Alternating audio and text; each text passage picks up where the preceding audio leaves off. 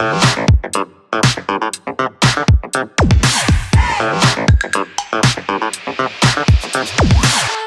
वालेकुम ख़वातीन और हज़रात, you're watching Standing at Silly with Shafat Ali, brought to you by Sunehri bank.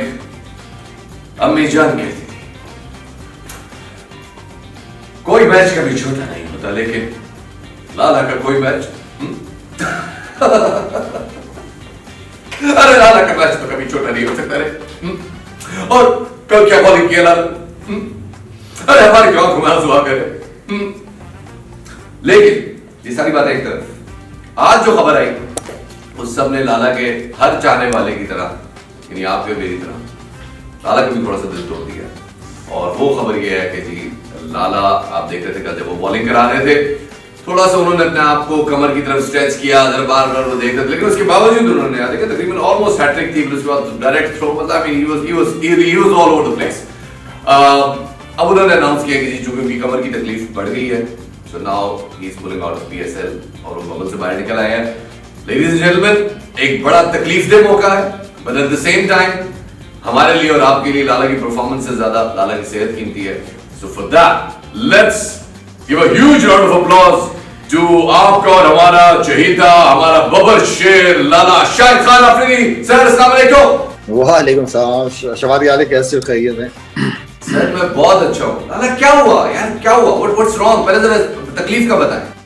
तकलीफ तो खैर एक जितना इंसान बर्दाश्त कर सकता है, मेरे ख्याल में मैंने उससे ज्यादा किया बर्दाश्त, क्योंकि पीएसएल मैंने अनाउंस किया था कि मेरा आखिरी था और मैं इसको अच्छे नोट पे खत्म करना चाह रहा था। तो इसको तकरीबन मैं पीएसएल से 2 महीने पहले I was like around 84 kg, तो मैंने इतनी ट्रेनिंग की कि मैं 77 kg पे आके रुका। तो मतलब इसका मतलब है कि मैंने काफी मेहनत की थी, अपने आप को पीएसएल के लिए तैयार किया था, batting, bowling, fielding, I mean कि मैं ओवरऑल फिटनेस लेवल बहुत जबरदस्त हुआ था। लेकिन मेरी जो इंजरी है लोअर बैक की, वो तकरीबन कोई 15-16 साल पुरानी है। तो जब डॉक्टर के पास मैं गया और डॉक्टर कहता है, मेरी एमआरआई देख के कहता है, यार तुम्हारी जो 15-16 साल पुरानी इंजरी है उसके साथ तुम अभी तक खेल रहे हो, जुल्म कर रहे हो अपने साथ। तो मैंने कहा डॉक्टर साहब ठीक है, स्टिफनेस वगैरह होती है मुझे, लेकिन इतना पेन नहीं होता। लेकिन ग्रेजुअली वो देख रहा था मैं, डे बाय डे मेरा जो वो पेन था वो मेरी ग्रोइंग, देन नी, और फिर नीचे की उंगली मुझे असल में तंग जो कर रही थी, वो पाँव की उंगलियां बहुत ज्यादा तंग कर रही थी, बहुत ही ज्यादा तकलीफ थी। मतलब बर्दाश्त की एक लिमिट होती है, वो क्रॉस कर गया था मैं। और बस ये वो चीजें, जाहिर बात अब जब क्रिकेट, अब वो क्रिकेट नहीं है ना, हमारी वो उम्र है, आपको बिल्कुल 100% फिट रहना पड़ता है अच्छा परफॉर्म करने के लिए। टीम की एक्सपेक्टेशन होती है, फैंस की एक्सपेक्टेशन होती है, तो उस चीज का एक प्रेशर होता है। तो आई मीन के मुश्किल हो गया था, मैं जितना बर्दाश्त कर सका किया मैंने बर्दाश्त, लेकिन जिस तरह मैं खत्म करना चाह रहा था बस उस तरह खत्म नहीं हुआ। लाला आप ये जो बात बता रहे हैं, ये सारी तकलीफ I can even feel that, मैं अंदाजा कर सकता हूँ, बल्कि शायद अंदाजा भी नहीं कर सकता जितनी तकलीफ से आप ये बता रहे हैं। लेकिन उसके बावजूद कल मैच के दौरान तो ये तकलीफ कहीं नजर नहीं आ रही थी। हाँ, थोड़ा बहुत जो है वो स्ट्रेच कर रहे थे, लेकिन जिस तरह से आपने ओवर कराया, you were not giving batsman any room, और जिस तरह से आपकी बॉल स्किप भी हो रही थी, अंदर भी आ रही थी, टर्न भी ले रही थी, बाउंस भी कर रही थी, वो लग नहीं रहा था कि ये बंदा जो है इसकी कमर की हड्डी से पेन निकल के इसकी पैर की उंगलियों तक जा रहा है। और फिर आप डायरेक्ट थ्रोज भी मार रहे थे, तो उस वक्त वो तकलीफ कहाँ थी और how are you overcoming it?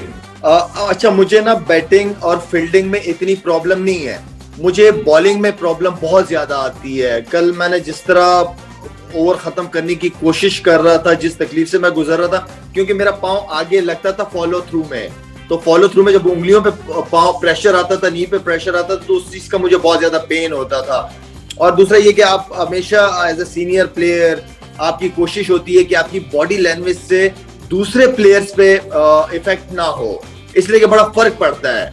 तो मैं ये कोशिश कर रहा था यार कि मैं अपने आप को बस जितना उठा के रखूं अच्छा, इसलिए कि हमारा नवाज जो था वो बहुत अच्छी फॉर्म में था, वो इंजर्ड हो गया था, हसनैन हमारे पास नहीं था, तो हमारी वो बॉलिंग स्ट्रेंथ नहीं थी। तो मुझे पता था कि मेरा बॉलिंग स्पेल बहुत इंपॉर्टेंट है टीम के लिए। तो इंसान कोशिश ही करता है, इसलिए कि लोगों की उम्मीदें थी।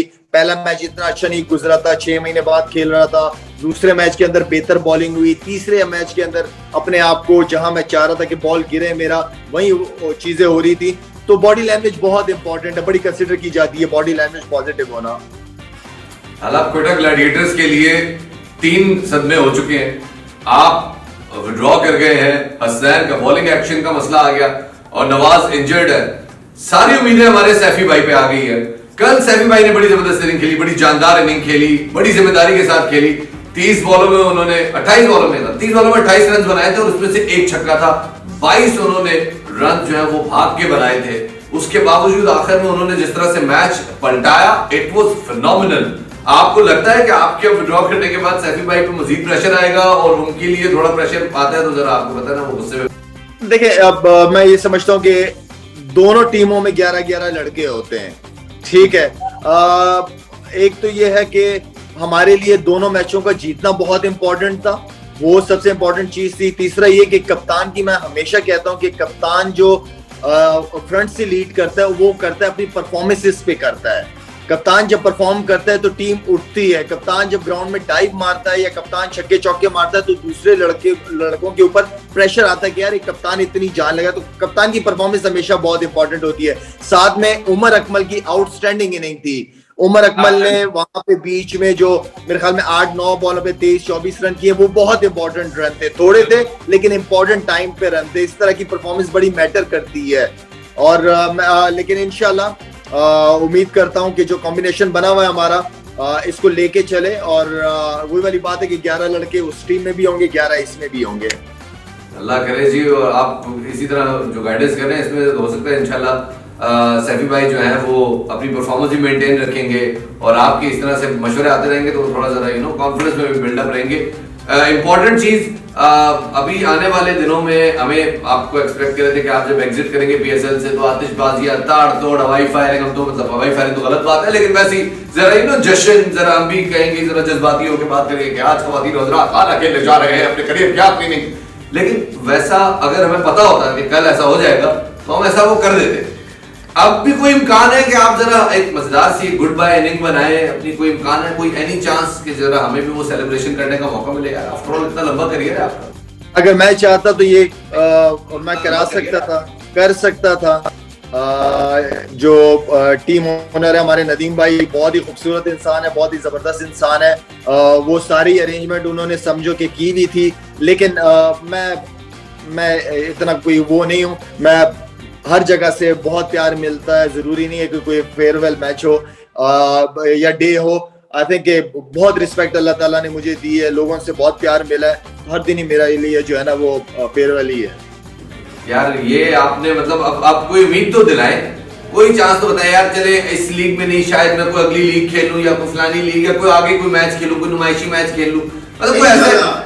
आगे केपीएल आ रही है, केपीएल आ रही है 2-3 महीने के बाद केपीएल आ रही है। जब तक मैं रिहैब के अंदर जा रहा हूँ, दोबारा अपनी जो कोर एरिया है, लोअर बैक है, उसको दोबारा स्ट्रॉन्ग करके इंशाल्लाह। इसलिए कि यार बात ये है कि आप फैंस मेरी स्ट्रेंथ है, फैंस मेरी फैमिली की तरह, मैं उनसे प्यार करता हूँ। इसलिए कि सारी जिंदगी उन्होंने मुझे बहुत ज्यादा सपोर्ट किया, अच्छे और बुरे वक्त में बहुत सपोर्ट किया है। तो फैंस मुझे देखना चाहते हैं खेलना, और मुझे ये लगता है कि अगर मैं 1.5-2 महीने अपनी बॉडी पे अच्छी मेहनत करूं तो मैं दोबारा रिकवर कर सकता हूं। और केपीएल एक बड़ी जबरदस्त लीग है। केपीएल के अंदर सबको हाथ हिलाते हुए जा सकता हूं इंशाल्लाह। अच्छा, चलिए अच्छी बात है कि आप सबको हाथ हिलाएंगे। हमारी तरफ से भी आपके लिए एक पप्पी इधर और दूसरी पप्पी भी उधर, वो तो ऑब्वियसली आपको पता है। इतना तो होता है। वैसे मैं चाहूँ तो मैं आपको कोशिश करता हूँ जरा के लिए एक पप्पी इधर, एक पप्पी इधर। ये कल वाली परफॉर्मेंस के लिए, जो केपीएल वाली परफॉर्मेंस होगी उसको फिर अलग करें, उसका एक अलग माचिज़ों बनाएंगे। दादा माशाल्लाह पीएसएल की एक यादगार परफॉर्मेंस हमने देख ली है और अब लोगों की तवक्कुआत ये है कि यार आपके होते हुए खिलाड़ी भी जरा टोन में रहते हैं, रिदम में रहते हैं। आप खुद भी खिलाड़ियों के साथ एक बॉडी लैंग्वेज, जैसे आपने बात की, आप वो मेंटेन रखते हैं। तो कोई चांस है कि कोई पीसीबी के साथ भी आप जरा इस किस्म की प्यार मोहब्बत, जरा मोहब्बत वाली बातें करें, जरा प्लेयर्स को आप आ जाए मेंटोरिंग पे और आ जाए मैदान में, आपकी जरूरत है सर। देखिए, बॉडी लैंग्वेज का पॉजिटिव होना सबसे ज्यादा इम्पोर्टेंट। देखिए शबाब, परफॉर्मेंस होना या ना होना वो अलग चीज है, लेकिन आपका एटीट्यूड, बॉडी लैंग्वेज सबसे ज्यादा इंपॉर्टेंट है और खासतौर पे ऑपोजिशन के लिए है। बल्कि आपकी अगर एक बंदे की बॉडी लैंग्वेज नेगेटिव होती है ग्राउंड के अंदर तो उसका असरात 10 लड़कों पे पड़ते हैं। तो लड़के जिस तरह मैंने कहा कि परफॉर्म होना ना होना वो बात की स्टोरी है, लेकिन आपकी बॉडी लैंग्वेज आपकी बता देती है कि आज आपके क्या इरादे हैं, क्या करना क्या चाहते हैं आप। तो मतलब आप पीसीबी के साथ इस किस्म की बॉडी लैंग्वेज, इस साल आपके आखिर में T20 वर्ल्ड कप आने वाला है, तो हम ऑब्वियसली तवक्को करेंगे, क्या ऐसी कोई पॉसिबिलिटी बने तो आप कंसिडर करेंगे? देखिए मेरे ख्याल में अगर पाकिस्तान के लिए कोई भी ऐसा काम करना, मैं हमेशा हाजिर हूँ पाकिस्तान के लिए, इसलिए कि पाकिस्तान हमारी शान है, पहचान है हमारी, और जब भी जरूरत हो उनको, वो जरूरत उनकी है। अगर वो कभी भी कहेंगे, खुद से तो खैर मैं नहीं की जाती बात, खुद से तो बात नहीं होती, लेकिन अगर वो कभी भी कहेंगे इंशाल्लाह पाकिस्तान के लिए हर वक्त हाजिर हैं। Sir we love you and thank you so much. जाते जाते क्विकली सर, क्वेटा के मुस्तकबिल के हवाले से, क्वेटा ग्लैडिएटर्स के मुस्तकबिल के हवाले से क्या लग रहा है आपको? कौन से प्लेयर्स अब की लग रहे हैं और कौन से प्लेयर्स पे आप पे लगता है प्रेशर आके उनको मेहनत ज्यादा करनी पड़ेगी? देखिए अब हमारे पास हैं प्लेयर्स हैं ऐसे, हमें और क्वेटा ग्लैडिएटर के अंदर बेहतरी लाने के लिए और ज्यादा प्रोफेशनलिज्म लाने के लिए बहुत ज्यादा मेहनत करने की जरूरत होगी, इसलिए कि जो मैं बात करता हूँ नदीम उमर साहब की, उन्होंने क्रिकेट के लिए, क्रिकेटर्स के लिए बहुत काम किया है, बहुत मेहनत की है उन्होंने, लेकिन किसी भी इदारे को खड़ा करने के लिए प्रोफेशनल लोगों का होना, प्रोफेशनलिज्म का होना, वो सबसे ज्यादा इंपॉर्टेंट है। तो मैं उम्मीद करता हूँ कि इंशाल्लाह कराची वापस जब जाएंगे, नदीम भाई से मुलाकात होगी, उनको बताएंगे कि क्या पॉजिटिव है और क्या नेगेटिव चीजें हैं। तो इसी तरह टीमें बनती हैं। आप जब सिंसियर होते हो किसी के साथ तो आप झूठ नहीं बोलते, उनसे साफ बात करते हैं, सच्ची बात करते हैं और बेहतरी की बात करते हैं। तो जो भी मैंने फील किया है लास्ट 10-15 दिन के अंदर, वो लाजमी उनके साथ मैं शेयर करूंगा, और इंशाल्लाह फ्यूचर है, अच्छे प्लेयर मिलेंगे, एक ऐसा प्लेटफॉर्म है जिसके जरिए पाकिस्तान को एक बहुत अच्छा टैलेंट मिल सकता है। और बहुत गहरी बात की है आपने ये, और इस बात से ना सुनने वाले बहुत कुछ डिकोड कर चुके हैं, हम उन्हीं में छोड़ देंगे वो क्या कुछ डिकोड करेंगे। Thank you so much Lala and खवातीन और हज़रात, आप सबको बहुत बहुत शुक्रिया आज का एपिसोड देखने का। शफात अली को इजाजत दीजिए from standing at silly with Shafat Ali, brought to you by Sunehri bank. अल्लाह हाफ़िज़।